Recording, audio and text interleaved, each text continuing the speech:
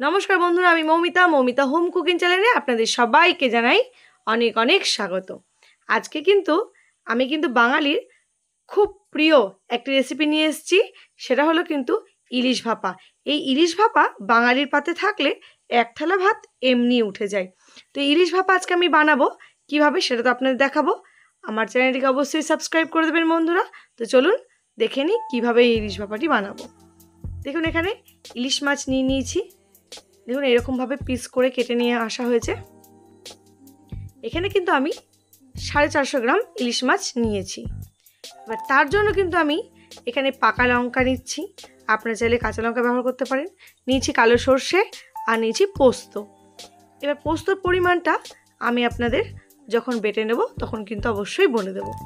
দেখুন এখানে আমি সর্ষে নিয়েছি 2 চামচ। এটা আমি এবার অল্প জল দিয়ে বেটে নেব। আর এই শিলপাটাতে কিন্তু এই সর্ষে পোস্ত বেটে ইলিশ ভাপা করলে এর টেস্ট কিন্তু অসম্ভব ভালো হয়। পোস্ত কিন্তু আমি নিয়ে নিয়েছি 3 চামচ মতো, আর পাকা লঙ্কা নিয়েছি। এবার আমি ভালো করে বেটে নেব। এই শিলপাটাতে মশলা বাটলে যে কোনো সবজি কিন্তু আপনার ভীষণ টেস্ট হবে। তো আমার দেখুন পাটা কিন্তু অলমোস্ট সব হয়ে গেছে। এবার আমি এই মাছের ওপরে লবণ আর হলুদ মাখিয়ে নেব। দিয়ে দিচ্ছি এখানে পরিমাণ মতো লবণ। মাছে কিন্তু একটু কম লবণই ব্যবহার করব। ভালো করে মেখে নেব।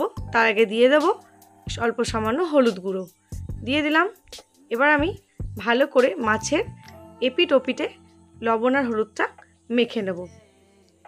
যেহেতু মাছটা আমি কাঁচাই করব ভাপা, এটা কিন্তু আমি একদম তেলে নেড়ে নেব না।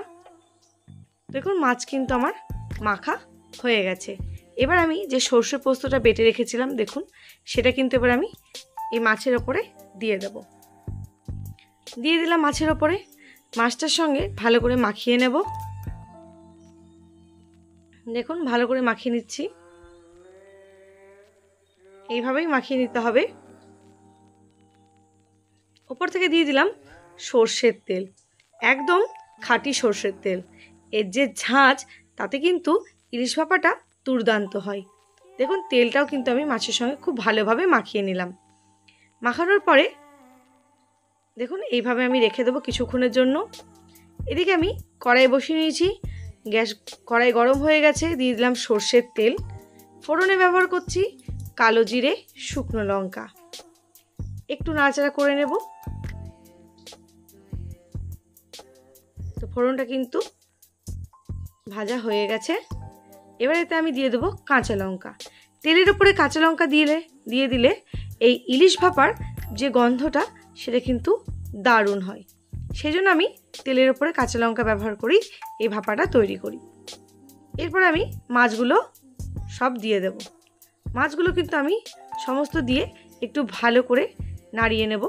তার আগে দিয়ে দেবো এখানে আমি একটা টমেটো কুচোনো। টমেটোটা দিয়ে এবার আমি নাড়িয়ে নিলাম।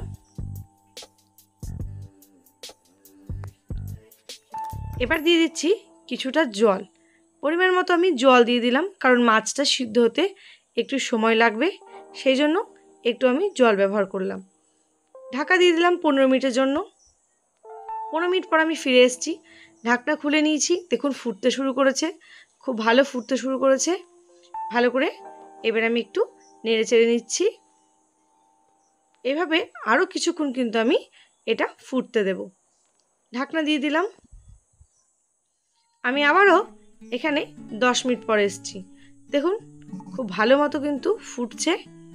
মাছ কিন্তু অনেকটাই সেদ্ধ হয়ে গেছে। এভাবে আমি খানিকক্ষণ নাড়াচাড়া করে নেব।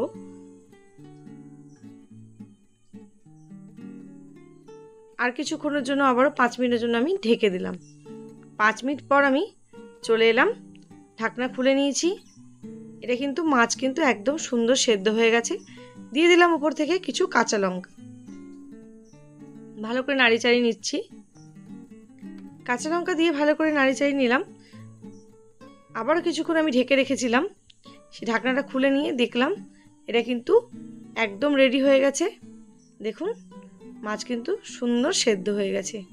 এই ইলিশ ভাপা একবার থালায় পড়লেই হলো, তাহলেই বাঙালির ভাত এমনি উঠে যাবে। দেখুন একটা পাত্রে নামিয়ে নিচ্ছি, দেখতে কিন্তু অসাধারণ লাগছে। তো বন্ধুরা, আজকের ভিডিওটি আপনাদের কেমন লাগলো? গরম গরম ভাতে পরিবেশন করুন, আশা করছি ভালো লেগেছে। তো আরও অন্য কোনো ভিডিওর সঙ্গে দেখা হবে।